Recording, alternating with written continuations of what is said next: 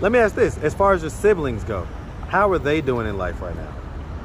So you've got older brothers and sisters. How are they doing? Are they stable? I'll be totally honest. Are any of them homeless? You. Go ahead. My family is okay. I don't deal with some of my family. I had some sexual abuse when I was growing up, and there was a point when I hated my whole entire family because Who sexually abused you? My oldest brother. It's not something that I like to talk about, but it's the truth. What's up, YouTube? Atlanta Street Interviews out here with another one. So we got a young lady out here today. How you doing today, miss? I'm doing awesome. All right. And so, are you homeless? Yes. Okay. How long have you been homeless? For probably a year. A year? Yeah. And so, how old are you? 47. 47. You look great, by the way. Thank you. And so, what was it that happened a year ago that made you go from having a roof over your head to being out on the street?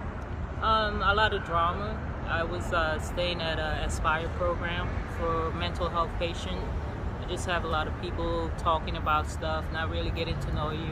I don't really do drama that well. But before that, I was incarcerated for a while, and that's kind of like... How many years? Total on and off, there was 4 years in prison, 18 months, and then in jail a few times here and there. And so what'd you go to prison for? First charge was assault, battery on a Leo. It was a car accident, actually. I was driving to Daytona Beach, and the sun got in my eye.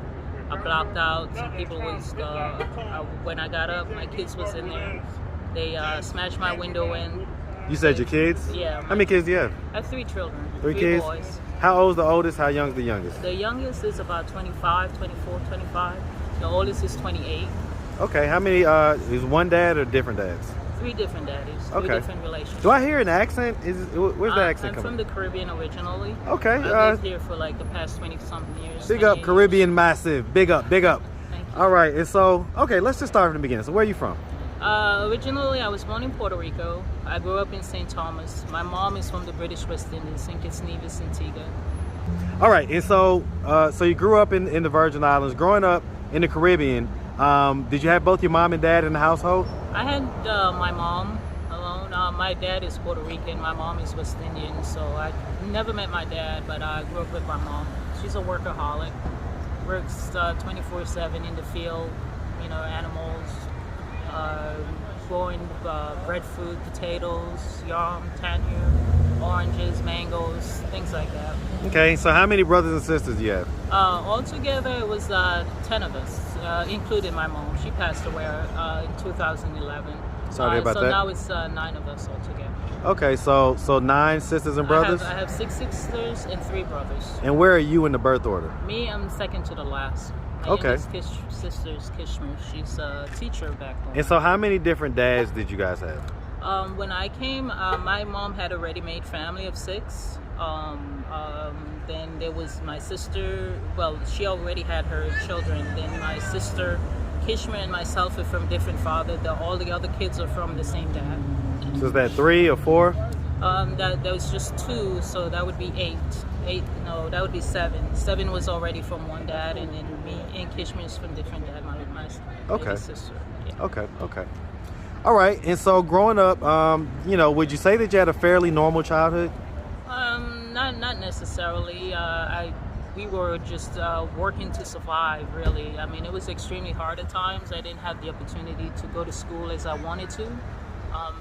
This I think was a big challenge for me because I felt within my spirit that I wanted to pursue my education, become something, but I didn't have that because we had to work to survive, to live, and that was the first thing on the agenda, was to just work and make ends meet. Okay, so did you end up going to high school?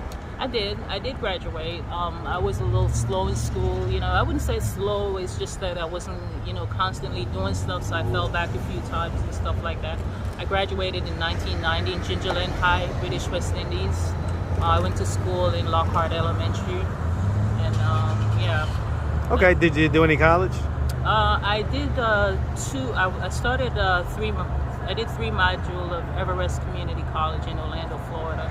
I wanted to finish a massage therapy course, but to be honest with you, I didn't even have the money for bus fare, and that's the whole truth. It was just very difficult. I don't have a support system. I really don't know a lot of people here, and people switch out on you. They change.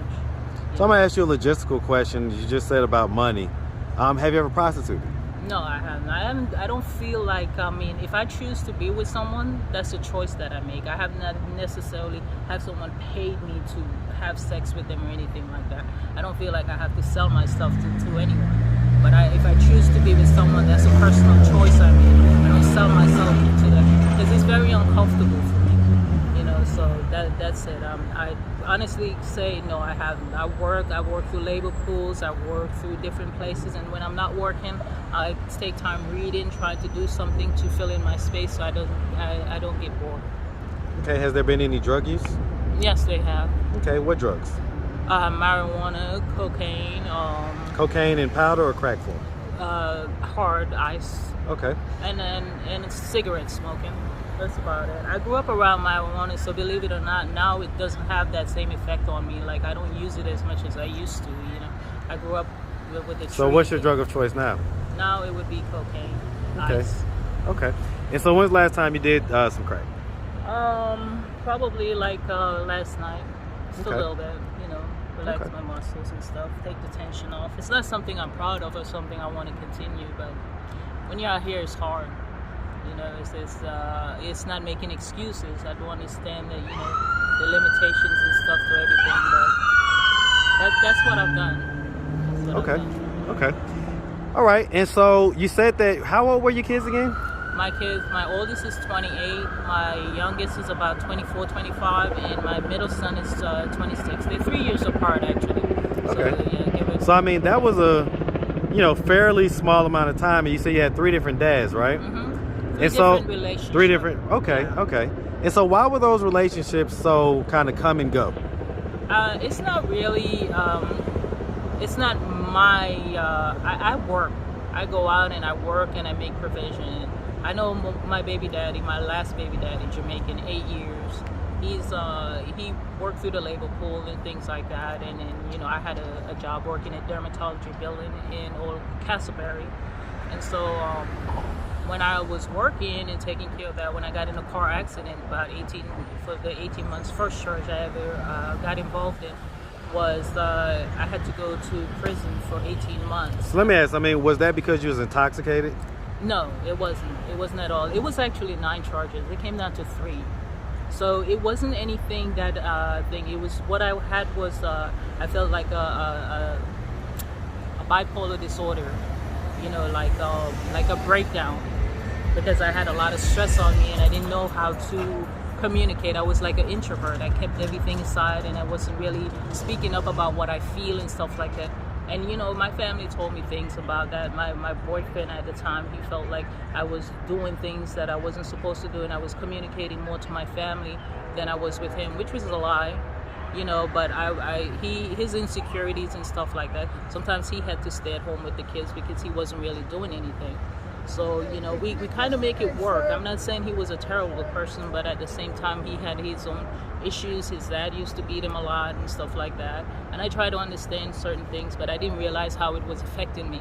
So it broke me down, you know, and because I wasn't expressing myself, able to open up and things like that. Okay. I held a lot of stuff inside. Let me ask this. So as far as the kids go, how are they doing in life right now? As far as I know, they're doing good. When's the last time you talked to them? I talked to my son about 7 days ago, actually. And what about the daughter? I have 3 boys. Okay. Yeah, I have 3 boys and 1 grandbaby.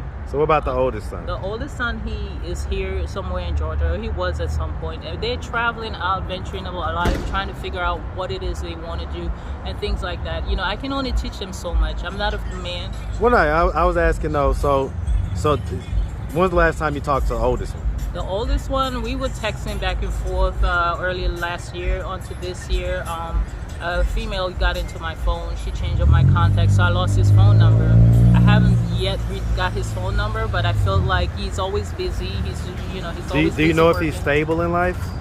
He's somewhat stable. You know, he has some issues when he was born. He had an encephalocele and stuff like that. So He had a what? encephalocele. It's like a tubal ligation right between the nose and stuff like that. Okay. So he had some medical condition. I mean, that's my biggest concern with him. He hadn't had any seizures in over 5, 6, 7 years. And so, you know, he's taking care of himself. I try to encourage him to take care of himself and just try to be healthy and things like that, you know. But I'm always concerned about them, but I can't, I reach out as much as I can, but it's up to them to be receptive of that and want to come back and talk to me about stuff. You know, I can't pressure them to do Do they not anything. do that? Do they avoid you, or do they? I think I know for a fact that my kids are still angry about the times that I was upset in their life, that I wasn't there, the 4 years, the 18 months, the back and forth in jail and stuff like that. Let me ask you this. So if I were to ask them, if I were to ask your oldest, or your youngest, or the middle child, if I were to ask them, you know, growing up, how do they rank you as a mom on a scale of 1 to 10? What do you think their response would be? Their response to that, well, my response personally is that I do the best that I can with what I have. I get that, but what do you think their response would be? I know they love me, and I know I love them. I don't know, I mean, I know they feel that in some ways I abandoned them. Well, give me a number. That I wasn't there like 100%, but I think the maybe I'll say about 65%. That's about it. About 65%. Well, right, but on a scale of 1 to 10, where would they rank you? They say 10 being she's the greatest mom ever, 1 being she's completely horrible and I hate her. No, I'm not. What? I'm not that at all. Right, so I'm not the greatest mom. I'm right, not so perfect. on 1 to 10, where would they put you? 1 to 10, I will probably be, because I'm always trying to change and learn, you know, my kids and try to do better from my past experience and just be patient and listen and things like that. At this point, I would say probably a 5.5. Okay. All right. Well, listen, miss, if anybody was watching this video that had any political influence or power, what would you tell them could be done to help folks like you in your situation get off the street? I would definitely say that an individual has to want to change. You have to want something. You know, you can have all the money in the world, you can have all the things that you think you need, but then when you get it and you don't know what to do with it, it's a different story. My family is important. So do you want to change? Of course. Okay, Of so I course. mean, so if somebody was watching, what would you tell them? Just keep it plain. What would you tell them could be done? One thing.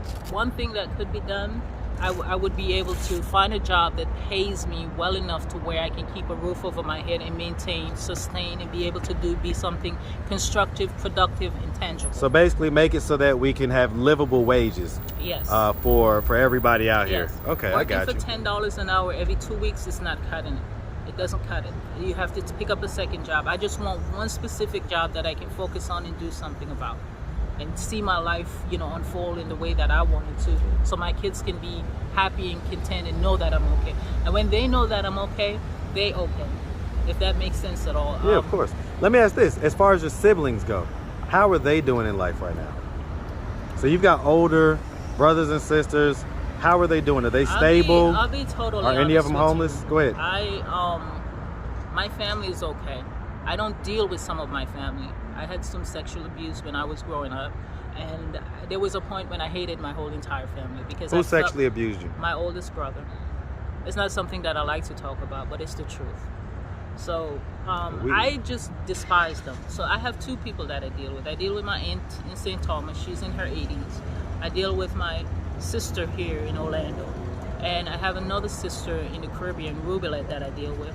I have some nieces and nephews that I deal with, but I do not deal with every single person in my family because we're not on all that good term level. So let me ask this: when your brother molested you, did you tell someone that he molested you? No, because I didn't. I felt like I was an introvert. I was quiet. I work. I go to the field. I come home. I take the food to the animals. I clean. I do what I was What age told were to. you when this happened? I don't remember a lot of my childhood. They're very bits and. I get it, kind of blacked out type of yeah. stuff. You know, what age do you think you was? Just if you had to guess. Okay, so anywhere from 10 in between there, back between there, younger than that, probably about 5 to 10, and then at the age of 17, I got pregnant with my son. He, had sex with me again, and because I just didn't know how to express that stuff, it caused me a lot of mental issues, a lot of. So is that your son's father? It's a possibility. It's a strong possibility, and things like that. It's hard to me to express to my kids because I don't hold it back from them. I just don't want them to have to go through those same cycles of shit like that, But that's about it. It's complicated. I don't want to get into full details about everything. Well, I mean, everybody doesn't totally understand. Well, I think you went into enough details. That's why I don't really deal with all of them on that level. Okay. If they were to come across this video on YouTube, do you think that the ones that you do deal with, do you think that they would want to come and get you off the street? I don't want anyone to get me off the street.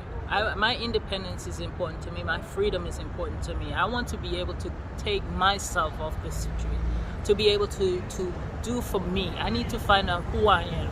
It's been a long time that I don't know who I am, what I want to do. It seems like I'm always catering to somebody else, doing stuff for other people, not knowing what I want in life. And this is time for me to get in tune as to who I am, what I want to do, what I'm capable of doing, and what I know that I can do within my own means.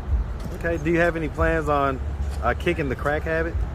Of course. I mean, that's not something that holds me back from anything. It's just something I do, like as far as recreation. People go out and buy some wine. People go out and bring some liquor or whatever. So it doesn't have like the kind of the grip on you that it does on some folks. At all. It's not something where it's like if they would have to drop it at an instant, it's done. It's done.